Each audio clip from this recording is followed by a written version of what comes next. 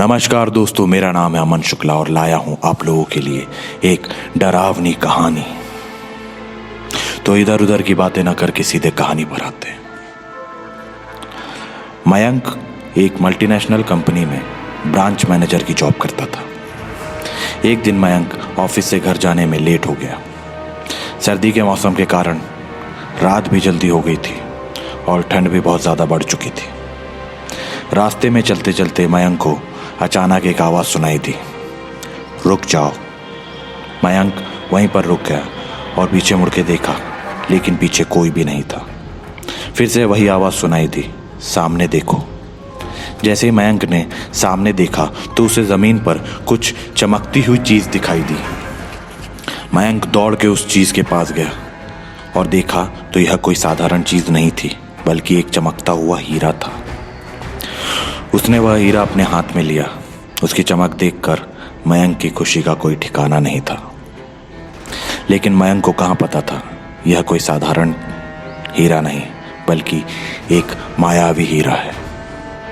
अचानक उस हीरे में से आवाज़ आई, अगर तुम्हें और हीरे चाहिए तो इस ज़मीन को खोदो। इस ज़मीन के नीचे बहुत सारे हीरे हैं। मयंक खुश हो गया। उसने उस हीरे को अपनी जेब में डाला और ज़मीन खोदना शुरू किया। करीब 2 फीट खोदने के बाद अचानक मयंक डर के मारे चिल्लाने लगा। इसके कारण उसका संतुलन खो गया और वह ज़मीन पर गिर पड़ा, क्योंकि उस गड्ढे में से हीरे मोती तो नहीं, बल्कि किसी इंसान का कटा हुआ सर मिला। अचानक वह सर हवा में उड़ने लगा और बोला, डरो मत, मैं तुम्हें कोई हानि नहीं पहुंचाऊंगा। मैं तुम्हें बहुत सारे हीरे जेवरात भी दूंगा।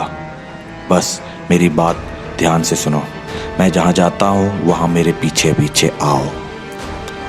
फिर वह सिर हवा में उड़ा और जंगल की ओर बढ़ने लगा। करीब 1 किलोमीटर चलने के बाद वह सिर रुक गया और मयंक भी वहीं रुक गया। फिर उस सिर ने मयंक से कहा, इस ज़मीन के भीतर बहुत सारे हीरे जेवरात छुपे हुए हैं, इस ज़मीन को खोदना। मयंक खुश हो गया और उस ज़मीन को खोदना शुरू कर दिया। खोदते खोदते उस ज़मीन के नीचे हीरे मोती तो नहीं मिले, बल्कि उस सिर का कटा हुआ धड़ मिला। उस सिर ने कहा, अब तुम्हें एक आखिरी काम करना है, उसके बाद मैं तुम्हें मालामाल कर दूंगा। तुम्हें कहीं से भी 1 लोटा खून लाना होगा। मयंक ने कहा, 1 लोटा खून? पर मैं 1 लोटा खून कहाँ से लाऊंगा? उस सिर ने कहा, चलो मेरे साथ। वो डरावना चेहरा मयंक को साथ लेकर थोड़ी दूर पे गया। वहाँ उसे एक इंसान दिखा। वह सिर बोला, उस इंसान को मारकर उसका खून ले आओ। मयंक डर गया और बोला, नहीं नहीं, यह मुझसे नहीं होगा, मैं यह नहीं कर सकता। अगर तुमने यह काम नहीं किया तो मैं तुझे बहुत बड़ी मुसीबत में डाल दूंगा। फिर तुम्हारी पूरी जिंदगी नर्क बन जाएगी। मयंक ने हाथ जोड़कर उससे कहा, मुझे माफ़ कर दो। अगर मैंने उसे मार दिया तो पुलिस मुझे गिरफ्तार कर लेगी और मुझे जेल जाना पड़ेगा। उस सिर ने अपने तंत्र मंत्र की शक्ति से एक छुरी और एक लोटा प्रकट किया और गुस्से से बोला, अगर तुम मेरा यह काम नहीं करोगे तो मैं तुम्हारे पूरे परिवार को मौत के घाट उतार दूंगा। मयंक ने मजबूरी में आकर उस आदमी को मार डाला और उसका खून लेकर उस सिर के पास गया। वो सिर खून को देखकर बहुत खुश हुआ और बोला, यह खून मेरे शरीर पे डाल दो। उस सिर के कहने पर मयंक ने खून को उसके शरीर पे डाल दिया और फिर कुछ ही देर में वो कटा हुआ सिर उस शरीर से जुड़ गया। यह सब देखकर मयंक की हालत अब खराब होने लगी। वो उस भूत को देखकर काफ़ी डर गया था। जैसे ही वो भूत जिंदा हुआ तो ज़ोर ज़ोर से हंसने लगा और डरावनी आवाज़ में बोला, तुमने बहुत बड़ी गलती कर दी कि मुझे जिंदा कर दिया। अब मैं सिर्फ तुम्हें ही नहीं बल्कि इस पूरे शहर को मौत के घाट उतार दूंगा। डर के मारे मयंक के मुंह से आवाज़ भी नहीं निकल रही थी।